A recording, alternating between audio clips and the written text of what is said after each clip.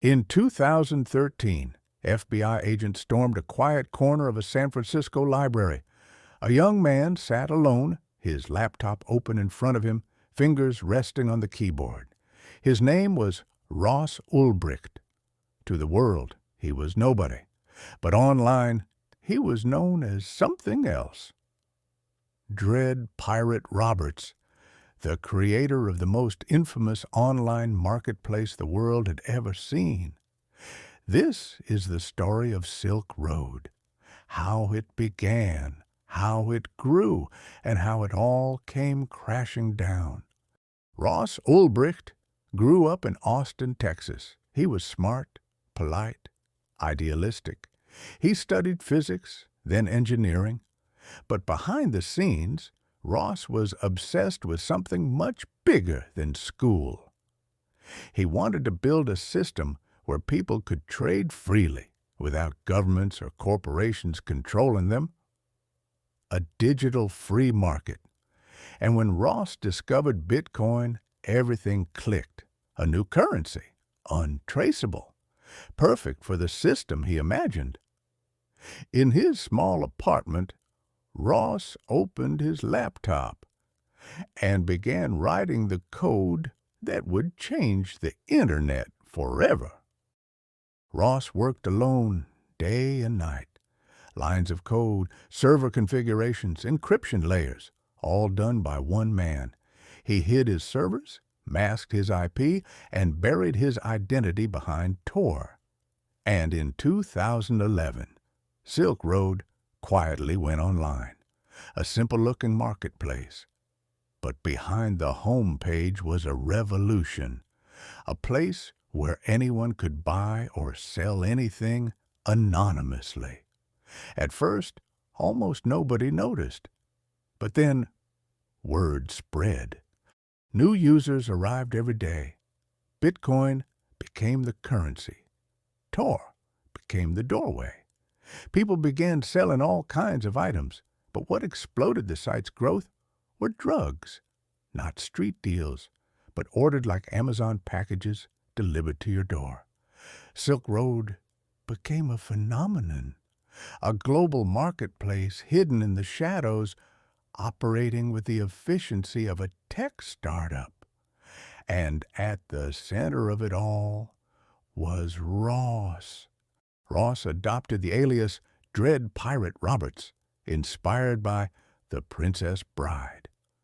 A name passed from leader to leader, a legend with no face.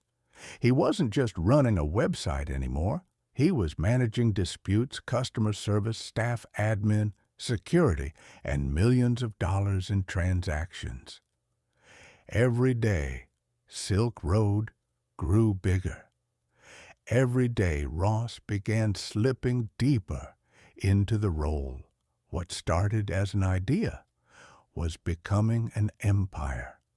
By 2012, Silk Road was no longer underground.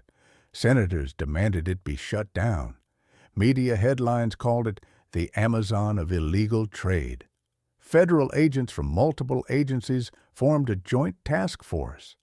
Their mission: find the ghost running Silk Road.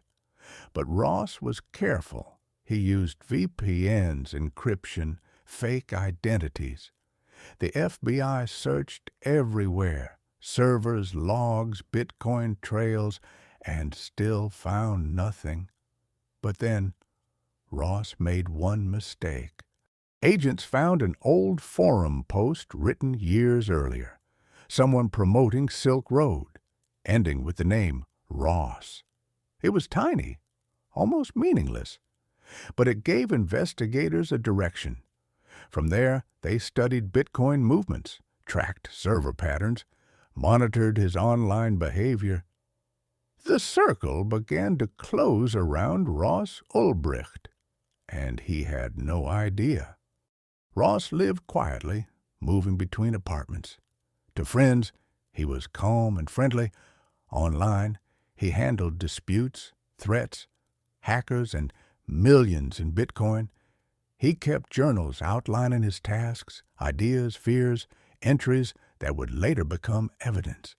But as Silk Road grew, so did the pressure. He hired moderators, faced blackmailers, handled dangerous users, and investigators were watching everything.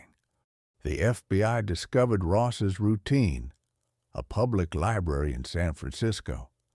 They planned a sting requiring perfect timing.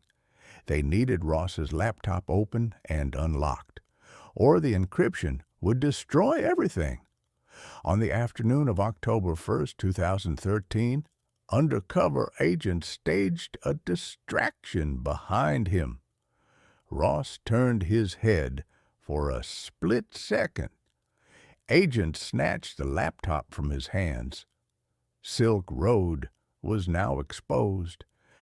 Ross was arrested on the spot. Inside his laptop was everything: admin logs, messages, financial records, journal entries, Bitcoin keys, the Silk Road back end. Within hours, the site was shut down. Millions of users worldwide saw the same message: this hidden service has been seized. As Ross Ulbricht began serving his double life sentence plus 40 years, the world outside the prison walls continued debating what his legacy really meant. To some, he was a visionary who pushed the boundaries of Digital Outlaw, a full and unconditional pardon. Currently, he is free as a bird. What you think about this situation? See you in next episode of Stories of Criminal World.